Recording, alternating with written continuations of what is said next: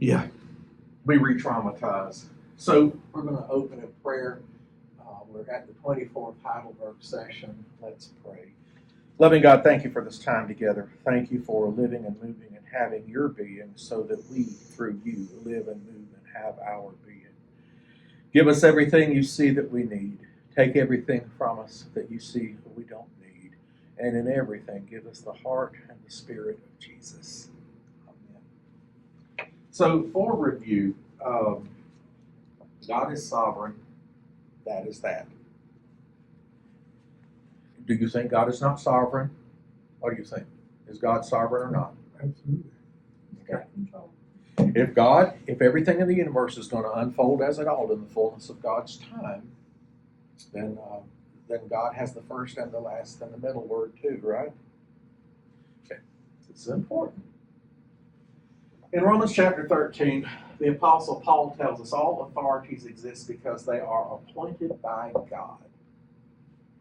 By the way, that would include the Taliban, ISIS, constitutional monarchies like Denmark and Holland and England. That would include communist or para-communist countries like Russia with Vladimir Putin. It would include Nazism, apartheid, Stalinist Russia, and all other authorities.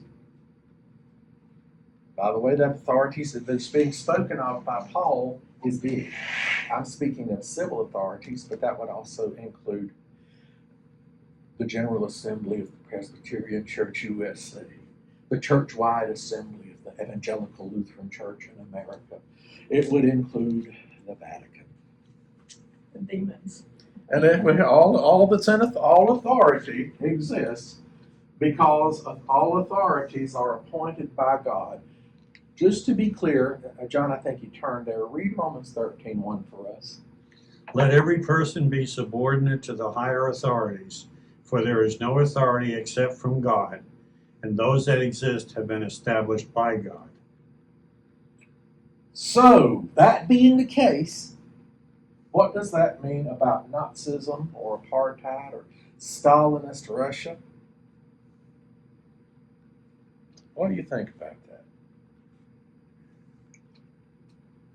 I always remember what, I can't think of his name, smart guy said in the class when he was asked about things. You got to ask about what is cold. Cold's the absence of heat. Okay? A lot of these things like apartheid, Russia, Nazism, and all that was created by God, but it's the absence of God that drives it. So, they exist because they are appointed by God. Is appointed by God the same as being created by God?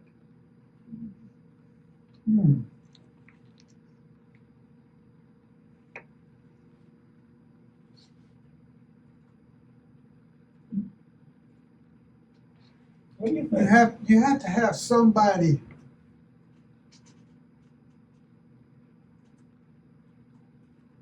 appoint. It's like we appoint you head of this church. Well, thanks be to God in the Presbyterian Well, thing is the session. I'm just one of its elders, the teaching elder. But was it God's will that the Nazi regime, Third Reich, create Auschwitz, Bergen-Belsen, Mauthausen, Dachau, and kill quite literally millions of people? Particularly, it included clergy, Reformed clergy too, Catholic clergy. It was the gays and the straights. and they're educated. And people who, well, let me tell you, we could delve into how, at times in our country, the people who come our way who bring us academic stuff we don't like or challenges, we don't want to hear it. We get out of here. I'm not necessarily talking about First Pres, but When we No, I get know what when you're we saying. get challenged by something from an academic perspective, instead of getting curious, don't we get huffy and judgmental a lot of the time? Was it God's will that all those people be killed in concentration camps in Nazi Germany? What do we think?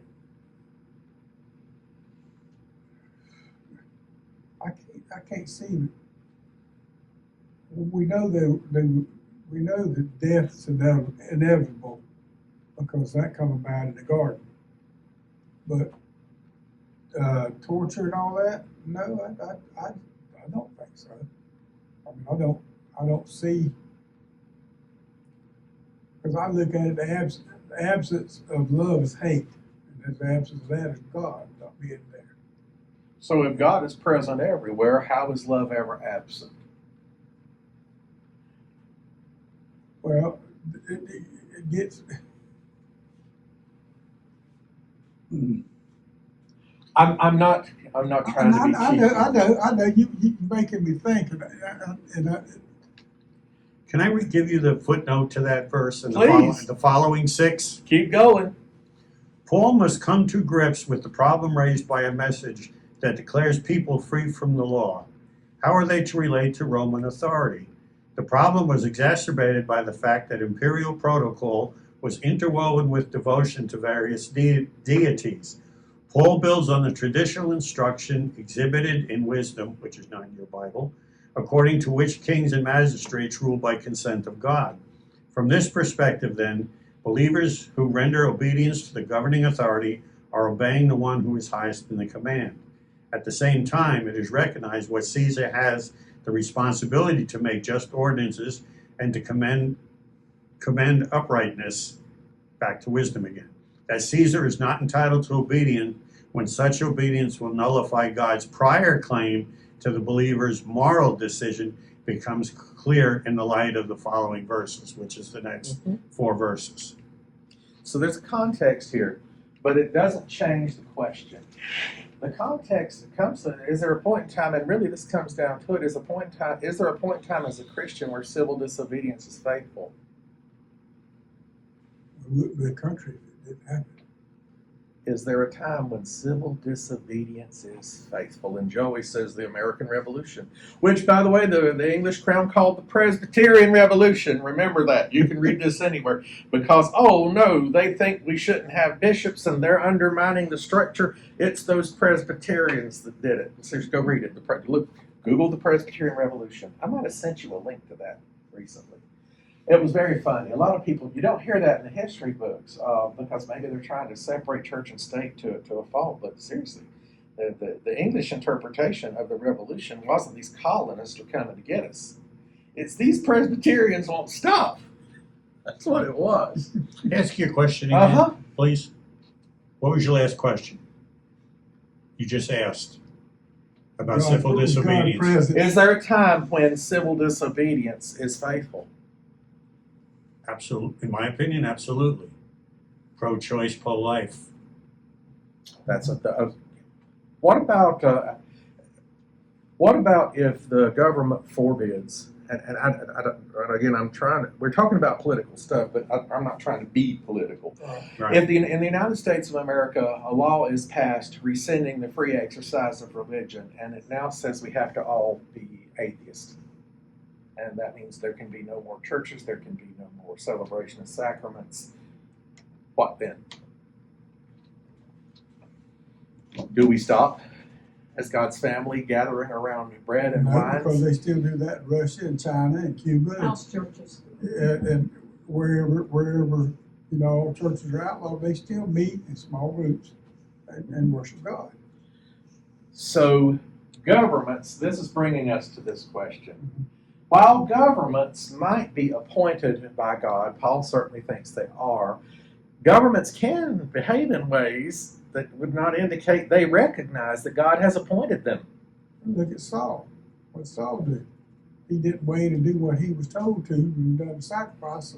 Got impatient, done it himself, and it cost him his kingdom. All I'll say in this regard is Neil Young and I sing, we keep on searching for a heart of gold when it comes to these things, and I'll leave it over there. But the reason I'm bringing this up is how does God's, or how might God's sovereignty work through or in relation to authorities that actively work evil? Wow. By the way, that's a Stephen Wright level question. That Yeah, came out of that book. Yeah. I think to say that's a doctoral question. Well, it came from the Reverend G.I. Williamson, a very faithful person who happens to be Presbyterian. People in authority do things that are bad. But God uses that in the end to make it good. You already are in the sermon for Sunday, A+ on that. Uses evil.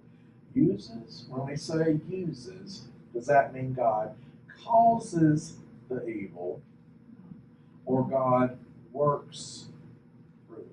I think he works through it. I don't with think he it. causes it because he couldn't cause it because that would make him evil. He's not evil. I've talked about this person before with her permission. A long time ago, the lady who was in California was brutally raped and held and raped over a series of days. Terrible, horrible things came out of it. She lives in Florida. She is a gifted rape crisis counselor. Did God cause the rape, or did God work through or through the horrible stuff that came? Did God redeem it, that it can be used as an agent of healing in God's will? You get back to St. Paul, or before he became Paul and Saul. He thought he was doing the work of the Lord by persecuting Christians and having them locked up, having them killed, until Jesus straightened him out on the road to Damascus. You mean, Joey, that faithful people seeking to behave faithful ways can work in evil Yes, fashion? absolutely. Because we're human. Oh, you mean like the Roman Catholic Inquisition? But not to pick on them. When the Calvinists and the Lutherans and the Romans agreed that the Anabaptists around Switzerland should be drowned with the third baptism because they said God can't save babies, or do you mean when in our congregation we profess that all are welcome, and then our welcome shows it's only those who look or think or act like us? Same thing. So God, even in the collective of humanity's foolishness, God's sovereignty is going to be active and bring it all to its redeemed state in God's time. Is that what we're saying? I've seen the devil's going to lead all these people astray, that they follow the easy road or the glamorous road or the rich road or whatever. And he created the devil. So let's think on it. Before He went off on his own. Yeah. do you mean that while these things are appointed, governments, authorities, per Paul, are appointed by God, that even sin and evil can be at work within them because they're human systems? Yes, because we're human, because we're not perfect beings. There's only one perfect being. I mean, I went off on a tangent for 30 years. But then I realized I was in the wrong place and needed to be somewhere else. I thought I was doing my own thing. And I think every day I was backing up a step further than I was moving forward. And I didn't start moving forward until I decided it was time to go to the Creator and ask for forgiveness and try to work as best I can through the Creator. So, in the Greek, what's being used there, the verse starts out with this word, hasa. And hasa means absolutely everything, none of it left out. The whole entirety in every way. And then it goes on to say, suke, of being itself, life being thought, all of it together. And then it uses a form of the verb exousia, which means power, authority, but it's also translated as weight, as in the weight of leadership. That's what Paul's talking about there. That word exousia that's there as that particular verb gets translated as power, ability, faculty, energy, efficiency, liberty, license, authority, rule, dominion, jurisdiction. It means all of that in one verb. So when I said the pasa there, when it's talking about the whole of it, it's not just narrowly speaking to the concept of government authority. And the question that's being probed there in Romans that John contextually provided a little bit of background for us is what is the responsibility of the Christian community regarding the imperial government of Rome?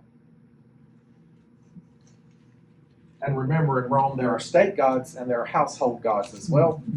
And if Christians believe in teaching the one God who exists in Trinity, and the Trinity doesn't get defined until, fleshed out a bit until about the 400s, but a bit more than what they had. Can a Christian, can a person be a follower of Jesus and still pray to the state gods of Rome? The Jewish side of Christianity, you have Greco-Roman Christians, Hellenist Christians, and then you have Hebrew Christians. The Hebrew Christians are going to go back to Exodus chapter 20 and go, "You shall have no other gods, therefore no." But the Greco-Roman Christians are going to try to figure out how they're going to maintain their citizenship and their connection and whatever. And following Jesus means, what responsibility do I have to my culture, to the way things work in our community? I have questions, but worth pondering. My footnote says the church has the responsibility to comment on the morality of governments and their policies on the basis of God's word. Yes. And here's where the problem comes in. What happens if Christians under the roofline of the same church don't share the same view on that topic? Without digging too deeply in this, I'm sure in this room right now, it's safe to say we will all agree immigration is a challenge in this nation. I think it's also a safe statement to say we would like, as Christians, we would like the best for all people on all sides of that, because otherwise we're not seeking God's wholeness for all people. But now what that looks like, boiled down to the finest point, we might not all share the same take on that. I'm pretty sure we would not. So it makes it hard then for Christians when we don't have a united view on a particular topic like immigration, to have a united voice on it, especially if I vote in a way that's in direct conflict with the position that the denomination takes on the matter. And that's where we have a challenge with church and society. My denomination, I'll pick on mine, we have what are called social statements. And I would arguably say our social statements are the envy of the Protestant world because they are well refined theologically. But every time we craft one, we have an argument over it. And I don't mean a little one. I mean congregations willing to leave the denomination over it. And we speak on everything from gender justice to proper treatment of prisoners, and what do you do with globally with genetically modified food. We speak on that. We speak on things like human sexuality and the gift and trust of how we live and manage our sexual identities as people. And every time we craft one of these are just teaching documents, by the way. They have no governing authority. They're teaching documents that speak to the church and society. We lose our minds over them. The PCUSA does something similar. It's not the same. But what happens when Christians don't share a similar view on how to respond to an authority above us? It's a tough space. So then is God sovereign over that congregation if the members are divided over how to speak to an issue in society? Does that impact God's sovereignty? God's No, it doesn't impact God's. No, God's sovereignty is not impacted. What's impacted is our unity and trust that God is sovereign and somehow it's going to work out. Even if Janice thinks that the color is green and you think it's purple and he thinks it's yellow and I think there's no color at all. Because maybe I'm colorblind, like Michael Ronnie. But realistically, God's sovereignty, if church members could embrace the possibility that no matter how the chips fall in God's church, God's sovereign and it's all going to sort itself in the fullness of God's time because God's going to see that it does. Why? Because God is God. If we could rest in that, perhaps we could be less activated when there's a change in the hymnal, a change in the phrase of a hymn text, the change in the way our favorite. Oh, people get angry about where you move a piano in the church. We just get aggravated over it. Because we're just humans. We don't like things being tinkered with. And if we don't see a very good reason, we get irritated. And even if there's a very good reason, often we're still irritated. But that doesn't change God's sovereignty. John's church right now is having some heartburn, not Immaculate Conception, but the Roman Catholic Communion is having heartburn over pre-Vatican II thought, over and against Vatican II thought. My heart hurts for it because a fight amongst God's family is hurtful. And we pray about those things. But a fight in God's family, does it change God's sovereignty? I don't think nothing can change God's sovereignty. No. So then, why is it when something changes inside our world, changes in the world or changes in our congregation, do we lose sight of this and so quickly rush to fix or run around hand wringing? Because we all have our opinions of what God's sovereignty is. Oh. It's, So let me ask, since you brought that up, okay. is it the same to say God's in control or to say God is working in it? Are they the same? No, because control is like do as I say. Yeah, control is Janice looks at me holding up pocket watch. John David, you are getting very sleepy. You are so sleepy. John David, yes, Janice. At the sound of my clicking fingers, you will go to Mama's Italian and bring back for Joey lasagna and bring back for John a steak salad. John wants a steak medium. And I want to have the bread bowl with the very cheesy, shrimpy thing. And I walk out the door, and you two laugh and say, "We never knew you had it in you, Janice. Thanks, we were hungry." That's control. That's control. Unquestioning. Right, Let's do it. right. But working, God is always working at work and at rest. We forget that rest part. God is always at work and at rest, bringing about the fullness of all things. The fullness of all things. Because if we believe what is written in Colossians, then we know that everything that is held in its existence because of Jesus, the firstborn of all creation.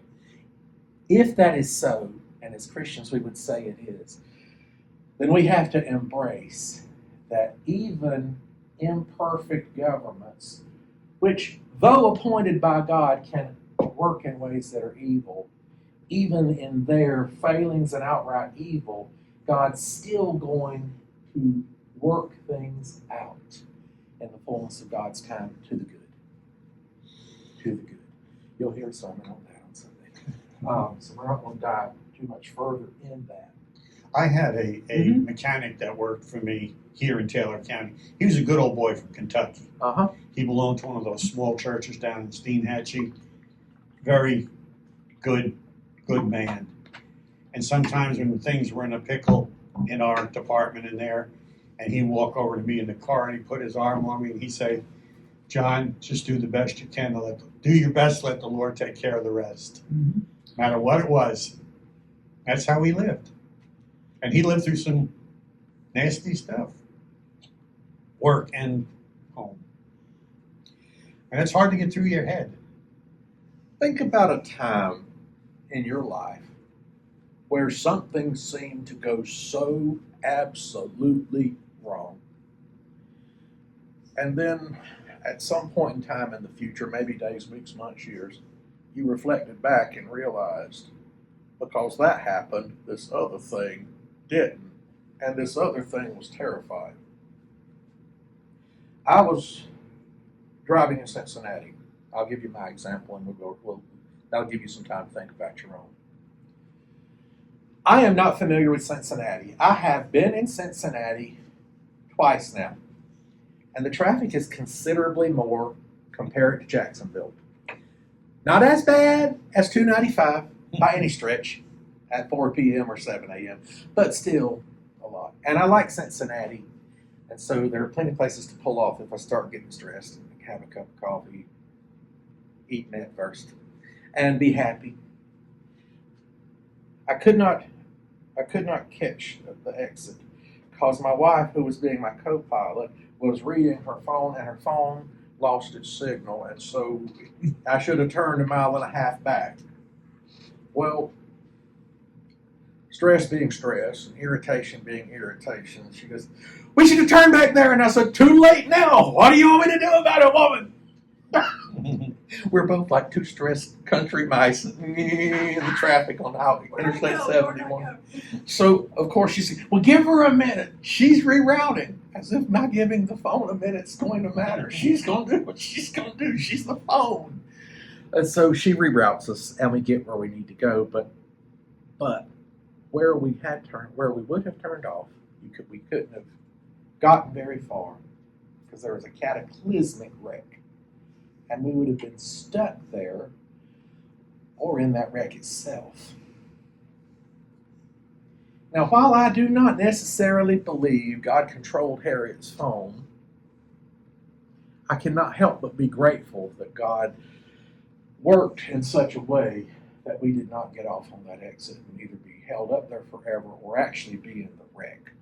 Can you imagine us in a wreck, in a rental car, in an unfamiliar place, right off an interchange? Oh, dear Lord. Harriet and I would have lost our ever-loving minds. And yet, thanks be to God, we didn't. Instead, we There are a pulled off. lot of examples just like that. Oh, yeah. God What? working in it to make it better. So even in the authority of how traffic flow happens, God is still working in it. But think about it. Anyone got a story where something you thought was terrible happened? We missed it. We missed our exit. That was terrible. But then you reflect on it and go, oh, wait, it turned out to be a blessing, not a curse. Anyone got a story? Well, it's not exactly quite like that. Uh-huh. But the story I've told all of you many times, the day I went, my worst day of my life, Yep. and I went to Walmart for some reason that morning, don't know why, and I ran into Diana. Mm-hmm. And I'm here today because of that. You know, why did I go? In the condition I was in, I didn't even belong behind the wheel of a car. Right. The condition I was in. And Diana sees me in the parking lot. And at this point, I'm her employee. I worked at the restaurant. Yeah. You know, and everything that happened the rest of that day, including Bob Lutz, my doctor, etc. You know. God had surrounded you with community.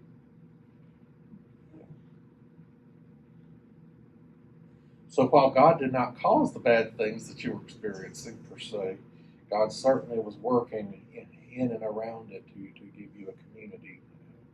And the reason that was happening, other than depression, was the medication, was the side effect of the medication. So that's the key in that was the side effect of the medication. So let us go to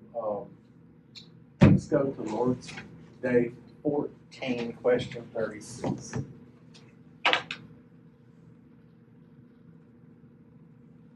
What benefit do you receive from the holy conception and birth of Christ? That he is our mediator, and that in God's sight he covers over with his innocence and perfect holiness the sinfulness in which I have been conceived.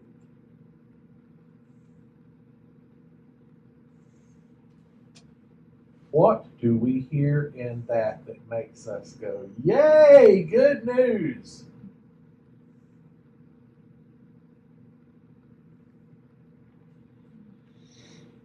Well, before God, we're sinful. But when we come into His sight, Jesus is covering us, protecting us, and shows us innocent and perfect. It's interesting to use the word mediator instead of Messiah or Savior. 1 Timothy 2. He's between us and God. I think it's 2:5 or 2:15. There's one mediator between God and man. 2:5. Nobody comes to the Father but through me.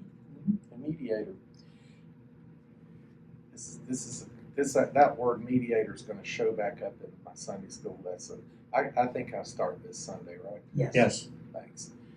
I'm starting with making the sign of the cross, but Thanks. yeah, you're welcome. That was helpful. Giving that topic was helpful. So mediator, it's important. Mediator, because we in and of ourselves cannot approach a holy God, can we? No.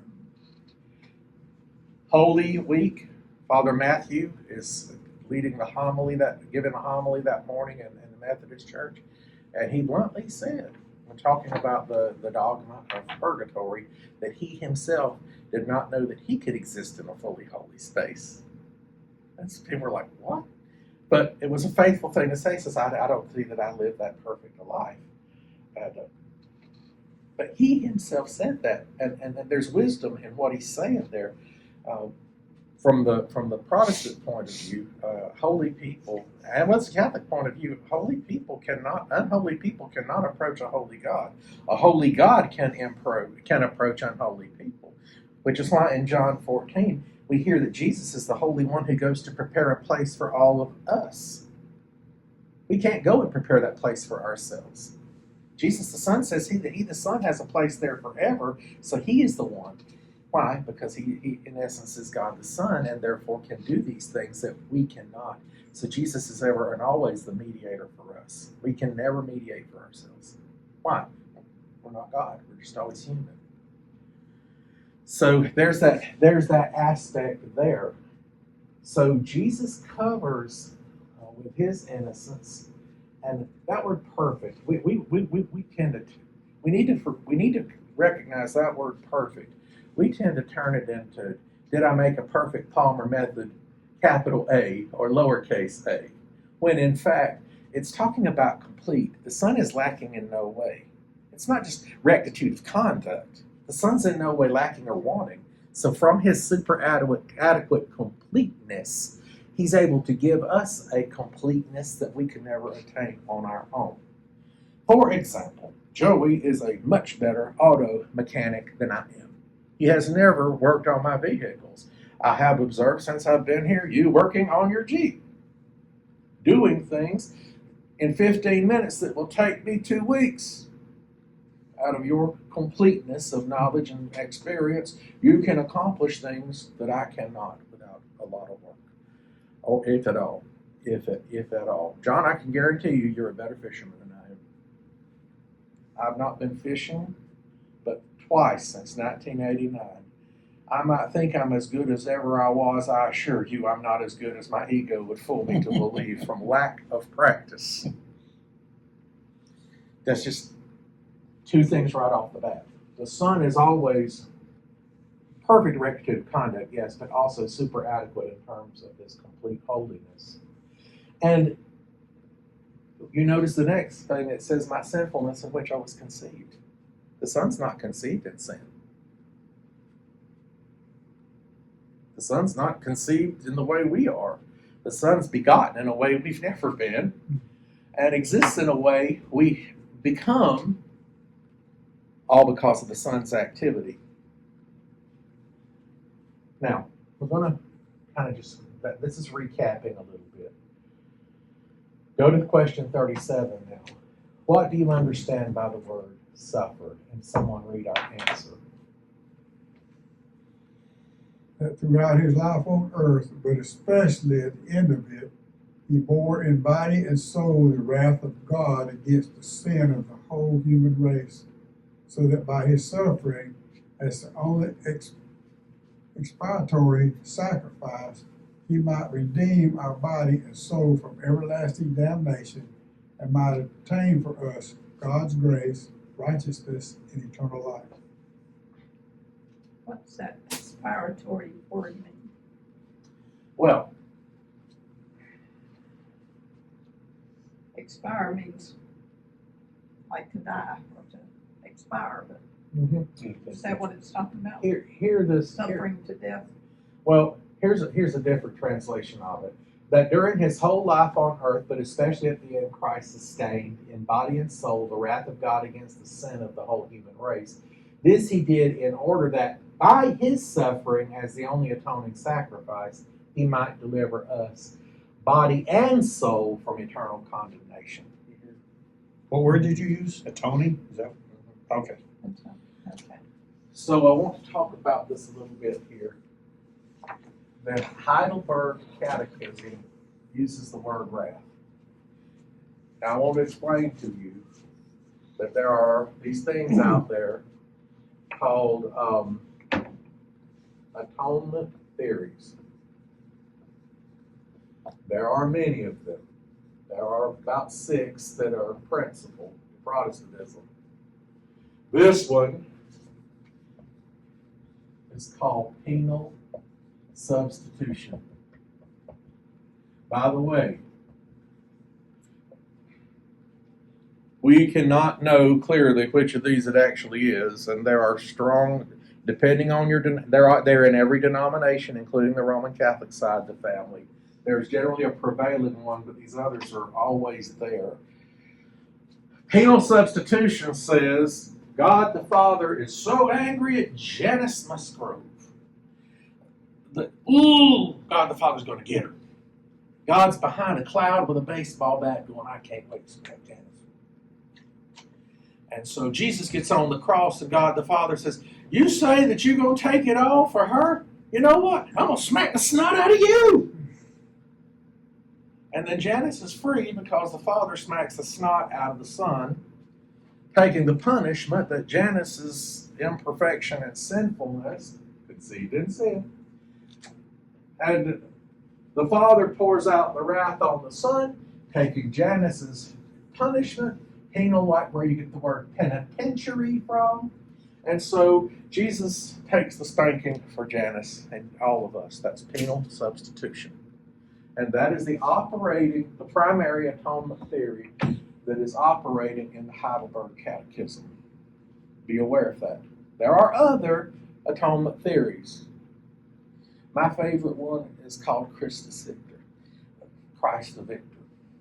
It basically says Jesus does everything for all of us that we can do, and it's less about wrath but more about union, and therefore the Son goes all the way down to the descendants of who had died, people who had died in Noah's day, and he preaches down there to the souls that had perished in the flood, and so the Son kicks the gates off of hell and says, I got the keys to this place because I'm the Lord of life and death, and that's even here. That's Christus Victor. By the way, Presbyterians tend to use ransom, what's called ransom and penal substitution. But ransom is the one that a lot of Lutherans and Presby's tend to hold. I will tell you up front that Baptists tend to always default here. And I'm not judging them for it, I'm just saying it's the camp they tend to fall in. But the Heidelberg falls over here, saying that God pours out God's wrath on Jesus the Son, taking John's punishment for John's sins, so that John can be saved and redeemed for the work of Jesus. But if you've heard a hymn that sings this way, till my ransomed soul shall find rest beyond the river. You ever sung it, Emily? In the cross, be my glory ever. Well, if you're singing that in the Presbyterian church, that's because you tend to lean a bit more a bit more towards ransom theory, at least in the 21st century. But in the Middle Ages, in the 1600s, this was the big topic. That puts the emphasis on God putting his wrath, where that one puts emphasis on Jesus paying the price. It is, that goes to that old hymn that says, "He paid a debt he did not owe. I owed a debt I could not pay. I needed someone to wash my sins away." If you've never heard this song, it's back from the 70s. In any case, it's important to know there are atonement theories out there, and they've never been completely nailed down by any denomination. We have those we lean into, but we've not been able to reconcile them all in the whole history of Christianity. It's important, though, for purposes of Heidelberg, to recognize that it takes the view that God the Father is angry, and God's wrath and anger must be satisfied, and therefore Jesus takes our punishment, and that's why you have books like Sinners in the Hand of an Angry God. I think Jonathan Swift wrote that. By the way, Puritans agreed with that wholeheartedly. And they're your forebears, so just know that. To that end. And it's because of God's holiness. Notice it said in that answer that during his whole life on earth, but especially at the end, Christ sustained in body and soul the wrath of God against the sin of the whole human race. Because he had that separation from God. Yep. This Jesus did in order that by his suffering, as the only atoning sacrifice, he might deliver us body and soul from eternal condemnation and gain for us God's grace, righteousness, and eternal life. How is it that it can only be Jesus who does this?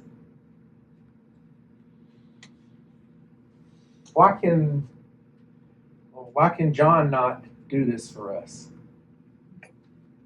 He's not perfect. No. John is conceived as we are. Jesus is begotten, and in his begotten state, he is our mediator, covering us with his own innocence and perfect holiness. Because we God can't. sent him to do it. Yeah. Jesus, that's his function. That's one of his functions. And some would say it satisfies God's wrath. And that's satisfactory atonement. Like I said, there are a lot of these. I will say my favorite's Christus Victor, and not far behind that, I also like Girardian. And we haven't heard much about him going and preaching to those that died before. That's not something I've had talked about in front of me. Well, if you read in the Petrine epistles, 1st and 2nd Peter, you're gonna encounter this. Mm-hmm. He descends, and the dogma. So who fleshes that out best? In my opinion, the Anglicans. Their dogma around this is called the harrowing of hell.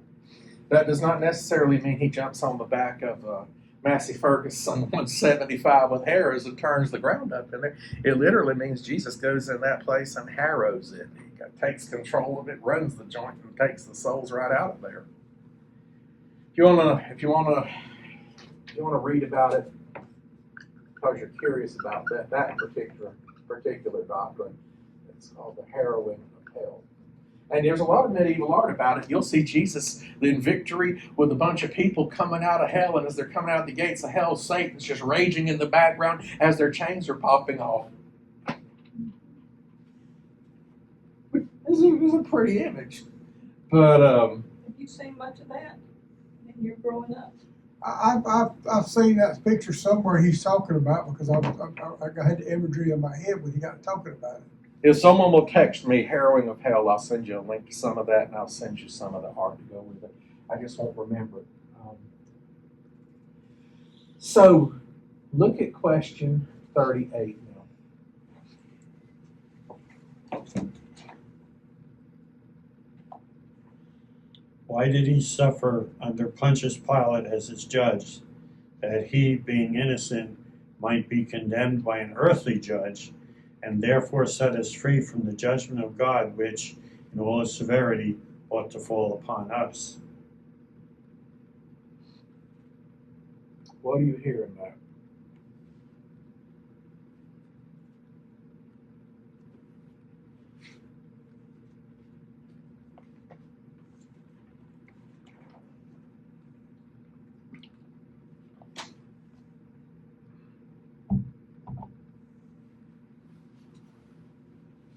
What is God the Son doing for us? Standing in our stead. Yeah. But it sounds to me like God didn't want to be the judge over Jesus. He used an earthly judge. If God is sovereign, then in some sense God is working through Pontius Pilate? Is that what we're saying?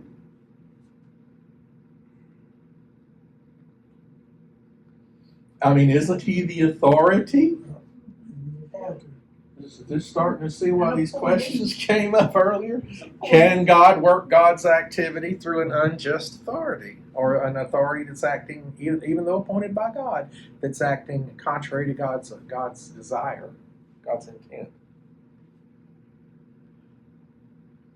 So God the Son is condemned by an earthly judge, and though innocent. And why? To free us from the severe judgment of God. Now, this goes back to this word. Because of human sin, God the Father says, aha, you got to be punished. My wrath is coming. But because of God the Son on the cross, the Son is your substitute, my substitute, who takes the spanking on our behalf, to boil it down.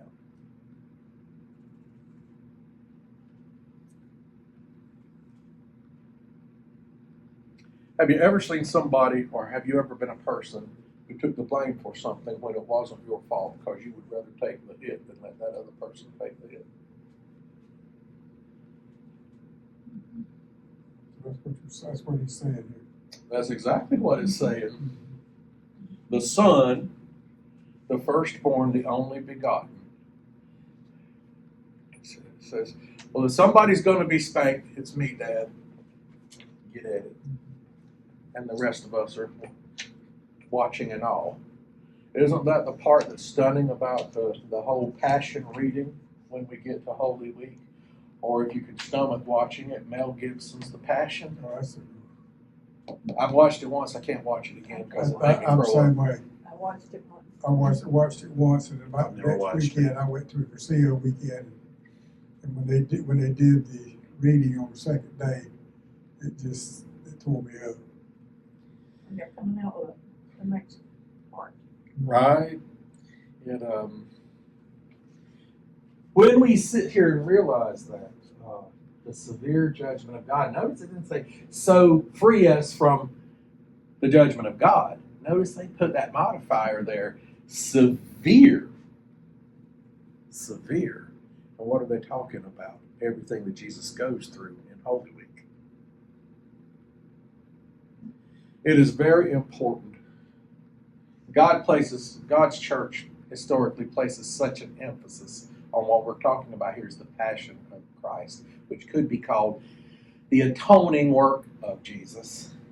It is called that because where Jesus meets us is in our suffering. I'm not saying God is absent from our celebration, but I'm saying where Christ meets us is in our isolation and our alienation. Severe judgment. Okay. Why don't they, when when Pilate Didn't he say, wash my hands of this, I don't condemn him? So Pilate essentially makes a decision that shifts culpability to the Jewish temple authorities. See, there was no clear evidence that Jesus actually violates Roman imperial law. The challenge becomes that he's accused of not being a friend of Caesar's by not killing Jesus. And so he puts the weight of it in the hands of the Jewish people to crucify him themselves. Now, while the Roman agents are there who crucify Jesus, the weight of Jesus' crucifixion is placed on the Jews. And I want to be clear. There are 5 groups of Jews that are around in this time. Not all 5 groups are involved in this. We have to be very careful, especially when we're reading John's Gospel, that we don't create an anti-Semitic attitude or encourage anti-Semitism by acting like there are monolithic Jews. If you say right now that all Muslims hate all Christians, is that a faithful statement? It's not. Is it faithful to say all Buddhists hate Christians? Is it faithful to say all Christians hate Buddhists? We have to be very careful. There's limited generalizability. That's what it's called, limited generalizability. So, let's look at a few Bible verses. Look at, if we don't mind, someone go to Luke 23 and read 13 to 24.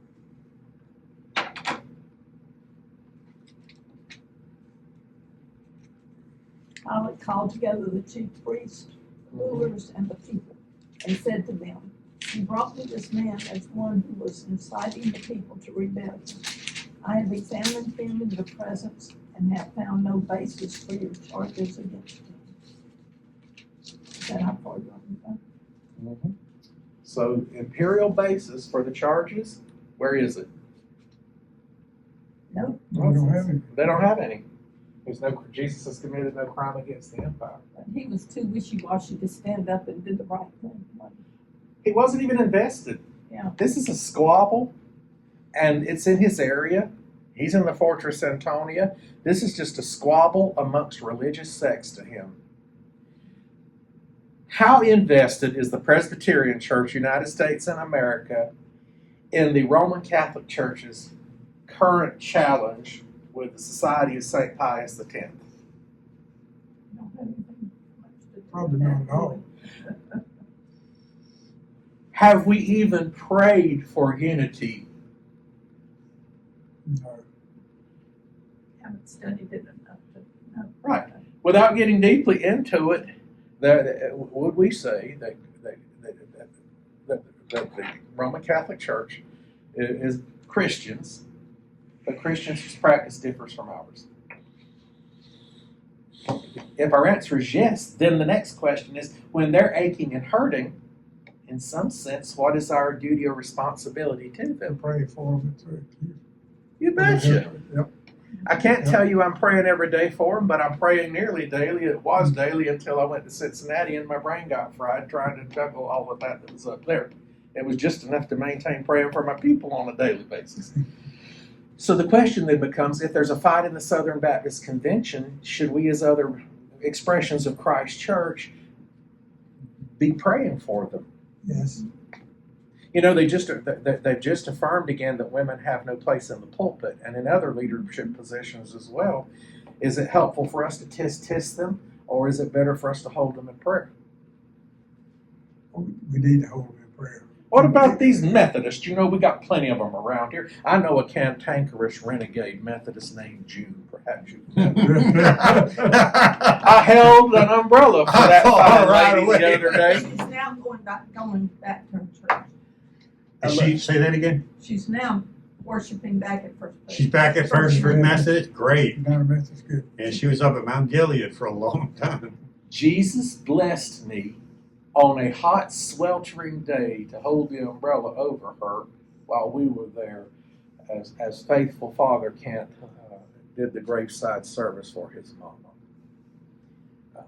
But while these Methodists have been having their battle locally around human sexuality, and their denomination is global. The whole Methodists are a global denomination like the Anglican Communion. So their battle is not limited to the United States, it's the whole earth.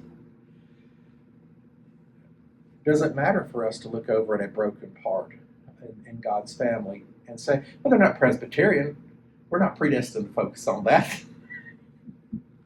Or do we pray and lament and grieve with them? Children of God, we pray with them. Right. Or do we say it had nothing to do with us, so Southern Baptists, they can do what they want over there, that's their house? Or do we say whatever's going over there is creating pain, let's love them and pray for them and not try to make our answers theirs? Now, why I've gone down this path? Why I've gone down this path is to ask a larger question. Suffering is still happening. And that means, in some sense, Jesus is hanging on the cross in the midst of this suffering. The cross is not just a temporal, but an eternal event, because Christ is eternal, and salvation is an eternal act, not a one-time, once-and-done thing. It's a. If you can think about it like I dropped this pen on this table, and the impact of it is continuing. So it is with Christ at work on the cross. It happens here at a fixed point, but its impact goes in every direction, in all dimensions of being. When there is suffering, in some sense, Christ is made holy all suffering. But what is our part? What is our Christian responsibility as little Christ, to use Dietrich Bonhoeffer's language, as little Christ? What's our responsibility in human suffering? Perhaps especially in God's body, the church.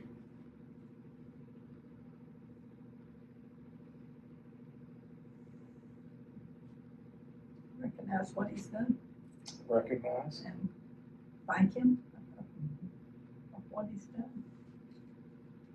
Because he suffered for those people in Auschwitz, what they were going through. How do we represent Jesus to one who is suffering? You gave us a gigantic hint to this earlier, John, by your story. Thank you for sharing it again.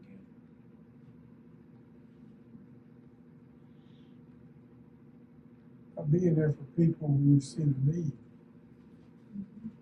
And praying for him. and praying for them. Recognizing the need. That's probably, And Diana told me one time after all of that, the reason she recognized it is she went through it herself many years earlier. Somewhere, I don't know if it was a family member or her. And sometimes you just can look at somebody that you don't even know and tell they're suffering. I rolled down the window and the first thing she looked at me and said, "Get your butt back to the restaurant." That quick.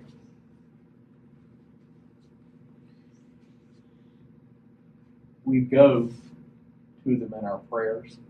We go to them in our thanksgiving. We go be present with them, like me sweltering, holding an umbrella over wonderful, hilarious June. We suffer. You should watch that very faithful Episcopal priest deliver that homily for his mama. And I'm sitting there trying not to cry, because I'm sitting there thinking, oh, how tender and loving and faithful you are.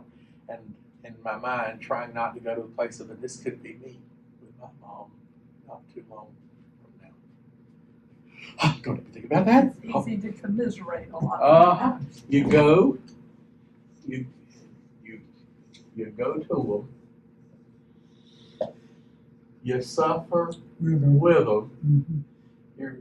you be killed with them, Mm-hmm. and you rise with them by the power of Christ. That's the Christian pattern. That's the emphasis of Holy Week. We go to be with Jesus for a whole week.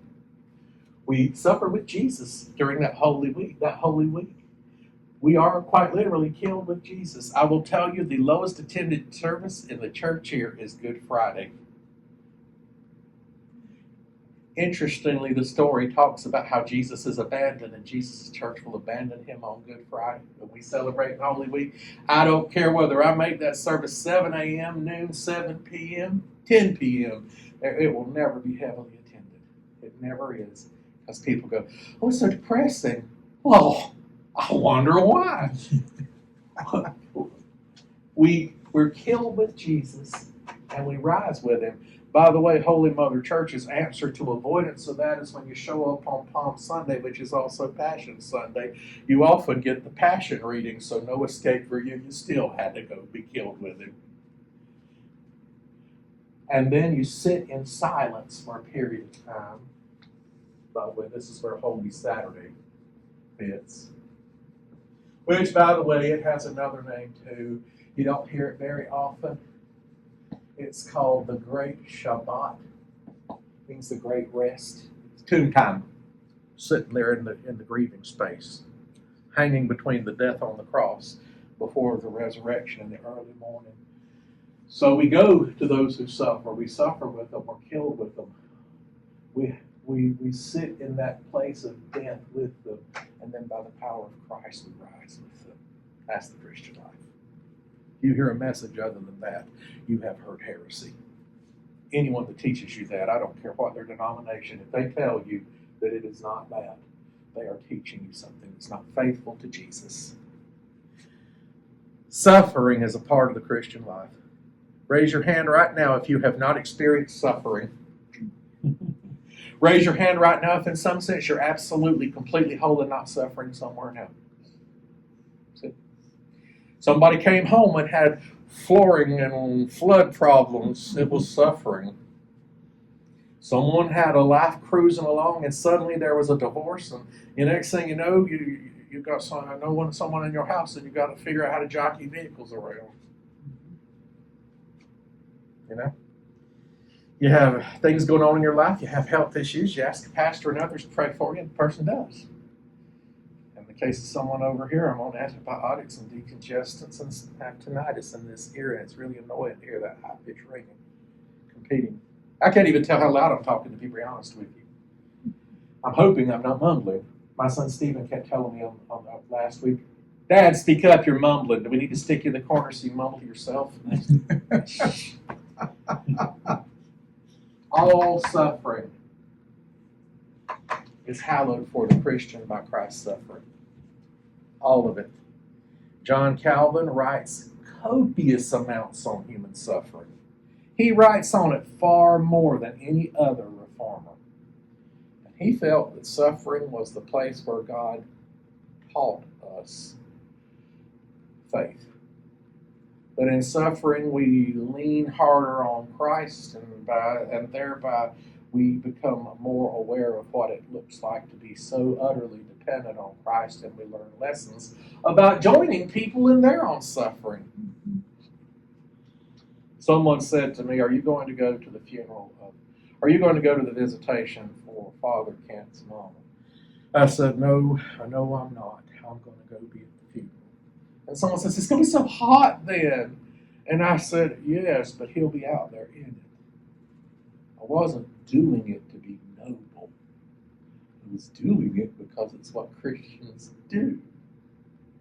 And it was a delight when I walked up there to see several I knew, quite a few I didn't, but to get to stand there and pour sweat, and stand on the edge of an ant bed with June, as we talked about neuropathy and ants and heat, and the things you talk about when you're suffering when you're an ant bed together. But Martin Luther would say, and by the way, that this is contained within the concept of Christian suffering, that because Christ has suffered, for the Christian, all Christian suffering is now made holy. So when you suffer, recognize in that suffering, God's going to work something redemptive through it. In God's time, in God's way. And it doesn't necessarily mean it's going to make sense to you. I have no idea why they use a smelly carpet deodorizer in the hall at this place where Harriet and I stayed, but every time, as soon as I walked in the door, I started sneezing. And I didn't stop. until I clogged my ears and came back with this. I don't necessarily think God is trying to teach me anything great with this suffering with an ear infection, except maybe constantly clean out my ears, which I do. But I know this, it's causing me to have to be more vulnerable and ask people to be patient with me. And it's embarrassing to have to ask them to repeat what they say to me a couple of times, which is causing me to identify with people in my congregation when they tell me, Pastor, I can't hear, because I wonder if it makes them embarrassed or makes them feel exposed. Suffering allows us, if we'll let it, to teach us how to represent Jesus to one another, not by being impervious, but by being vulnerable.